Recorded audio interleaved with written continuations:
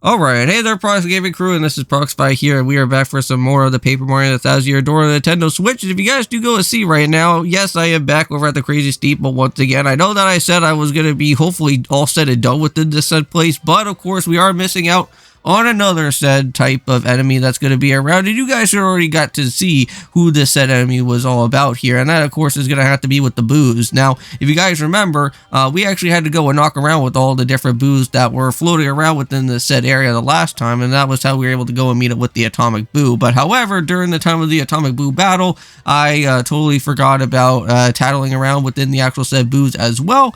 So this is a part of the description of what this boo was all about. But after once we're all said and done within the said battle, we are going to have to go and start reaching all the way back to the 1000-year door and continue onwards for what we actually do want to go and do within the part of the main story, and that is, of course, is trying to get within the blimp ticket. Now, I don't think we're going to be able to go and get the blimp ticket here in this said episode, but at least we will get ourselves with the introduction of how we could go and try to at least get ourselves within our said way of this blimp ticket that we do need to go and do. And once we go and find Frankie or Francesca and deliver them back over to where Don Piazza is going to be, then that's when we should at least be able to find that blimp ticket and finally be able to go and use the Access Express to go and do our different traveling and finally do that detective sleuthing of some Sherlock Holmes type of things that will be really cool to go and try out with. But within these setup, with these two episodes for today, not only are we just going to be doing out here with, of course, a Paper Mario and the 1000-Year Door, but we're also going to have to go and do some other things with Persona 4 Golden as well. Currently, right now, we are having to go and do the final exams.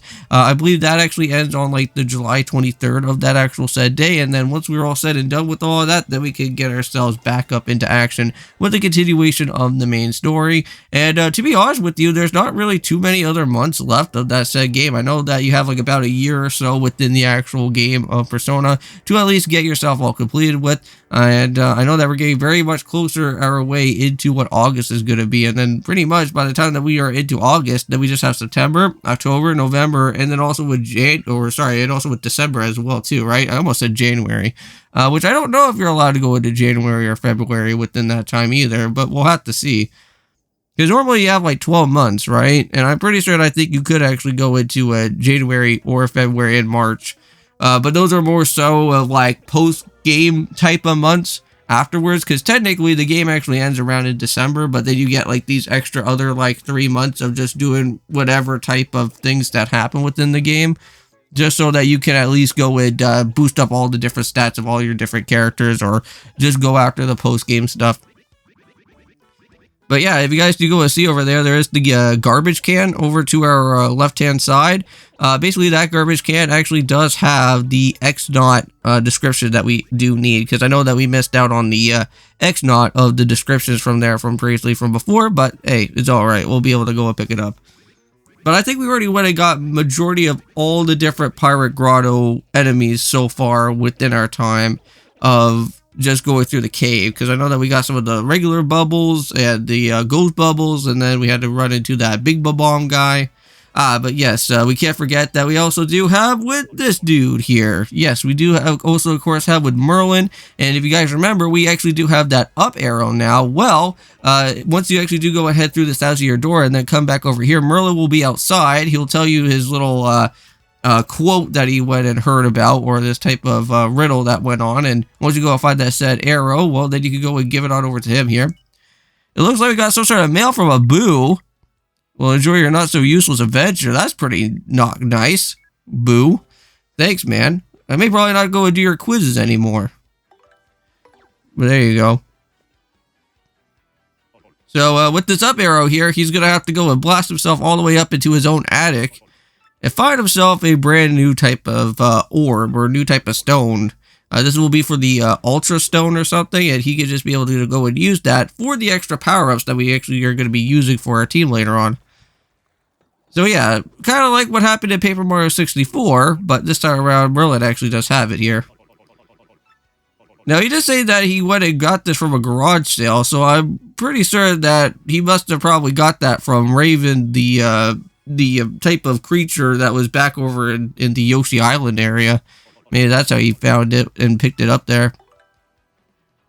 Raven the Crow or something, I think that's what his name is, or something like that. Or Raphael the Raven, I think that's what is more so of the name.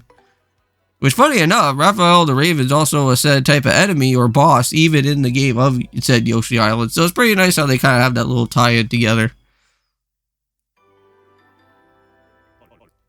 Alright, so there we go, got ourselves with Flurry.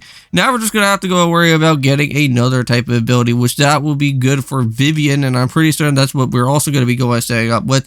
We'll wait until a little bit later on for the other different characters. I don't think we need to really worry about going and trying to get all the different abilities right away, but hey, at least we could go and start off with 2 for right now, have both with Flurry and with Vivian. Both of their 2 set abilities are pretty nice for the end type of ultimate moves that they have.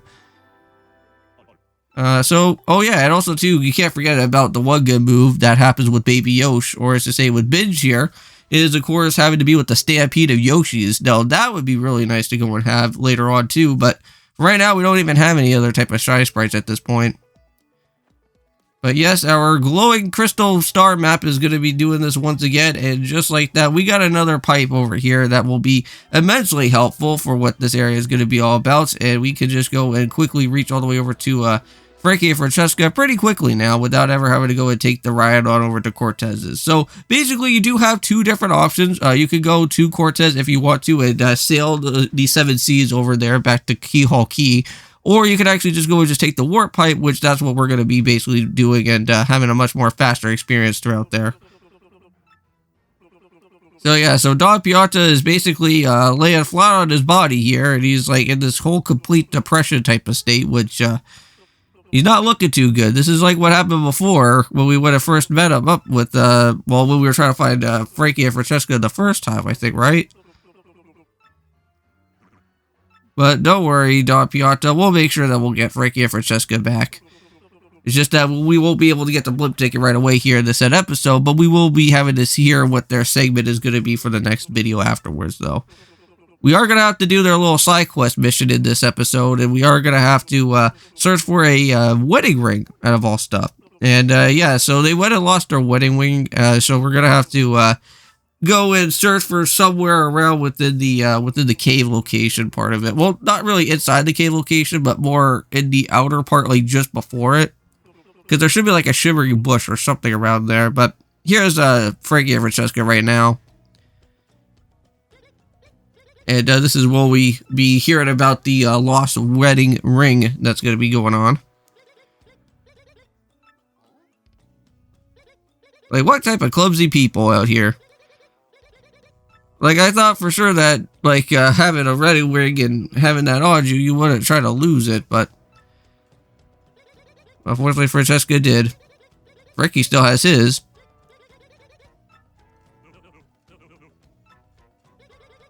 Oh, man, he has to say that 100 times? Oh, man, he's gonna lose a lot of breath just from saying, I love you so many amount of times. Now, what's actually kind of funny is that every single time you'll, like, hear his text dialogue go off, and at first it seems like just like a normal type of text dialogue that just happens, and then over time, you get to hear him just slowly just losing his breath over and over and over again. And then finally now he's actually tired at this point. Wow, what a crazy type of wife, though. You have to say that 100 times?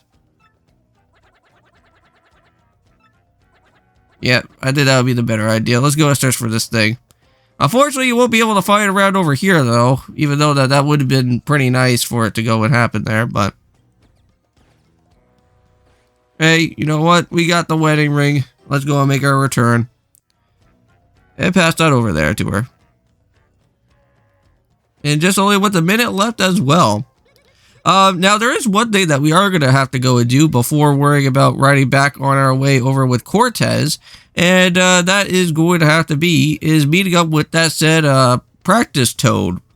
Which we haven't really ever went out of our way to meet up with them. But there is a said very hidden new type of enemy, which I don't believe was actually in the original base game of the GameCube version. But this is where you can actually meet up with Goombard, or Goombard? Goombard, or something like that. Basically, it's just like a Goomba that's like in a cardboard type of thing. And this is an actual set enemy. So you will actually have to go and literally get a tattle off on these said goon boards here if you do want to get yourself with the complete trophy of finding all the enemies. So let's go and read on into this one. And there we go. So we got ourselves a goon board. So yeah, it's basically a drawn on board. But yeah, this type of cardboard or whatever is very, very, very strong. So even if you want to do any type of damage to it, it's not going to actually break apart. But that's what we all wanted to do there. So that's just going to end off that tattling for there. And we already etched it into our way of the bestiary book now. Alright, so here is the boats, and I think this is where we're going to have to go and end on with that said episode. So anyways, here is the outro for today. So anyways, thank you guys so much for going and checking out with our time of the Paper Mario and the 1000-Year Door on the Nintendo Switch. See you guys in the next one for when we have to go and continue onwards with some other things that are going to be happening throughout this game, so that we can at least go and start with Chapter 6 and finally ride that Excess Express throughout here. So with that being said, see you guys then, and of course, peace.